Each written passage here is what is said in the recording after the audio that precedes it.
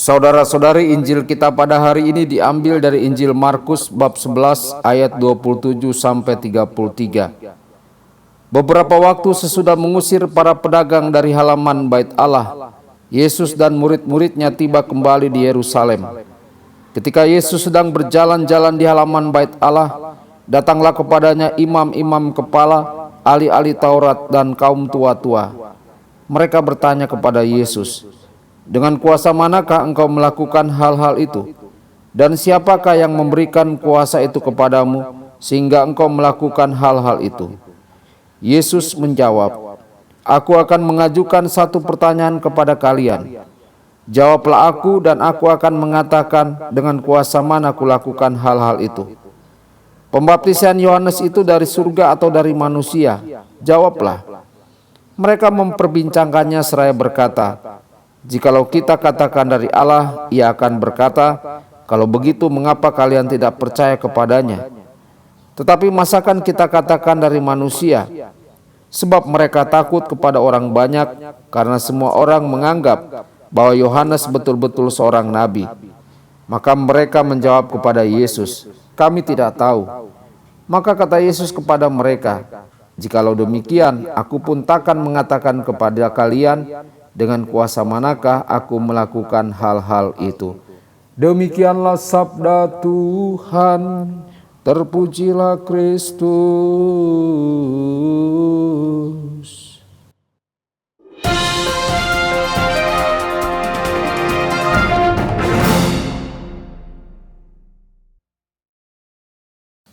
Saudara dan saudari terkasih dimanapun Anda berada, jumpa lagi dengan saya Romo Tedens dalam saluran Warta Kabar Sukacita. Semoga Anda semua dimanapun berada senantiasa dalam keadaan sehat dan bahagia. Yesus menyebabkan kegemparan di Bait Suci di Yerusalem. Yesus telah membalikan meja para penukar uang dan mengusir hewan-hewan.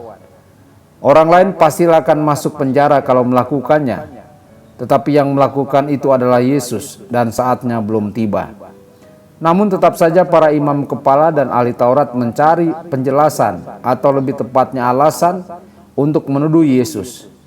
Yesus dengan cerdik menjawab pertanyaan mereka dengan pertanyaan yang tidak dapat mereka jawab sendiri.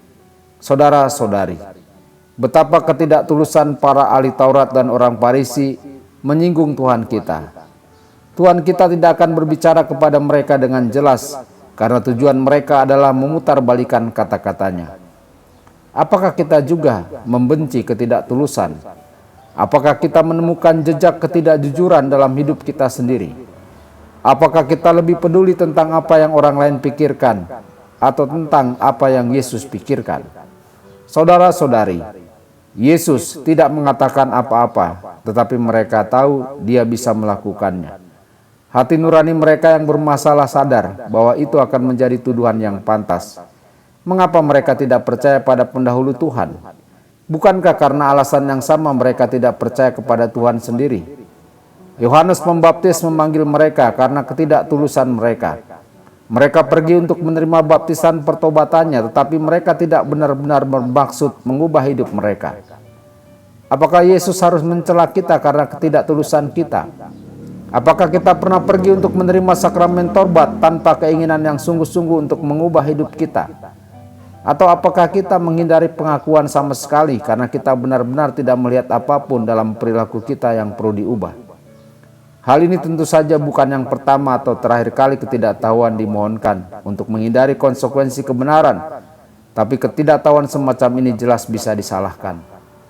Pembicaranya bukanlah orang-orang yang tidak berpendidikan, melainkan para pemimpin umat Allah yang bertanggung jawab untuk membimbing mereka di sepanjang jalan perjanjian Allah.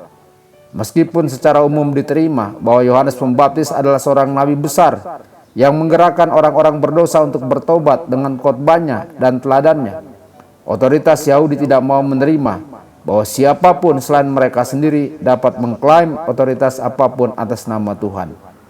Sesungguhnya mereka tahu, tetapi mereka tidak mau menerima kebenaran. Tuhan Yesus memberkati dan menyertai Anda semua.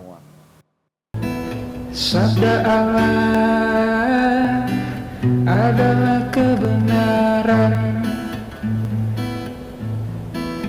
Sabda Allah adalah kehidupan. Mari kita mencintainya, mari kita menghayatinya, ya Tuhan.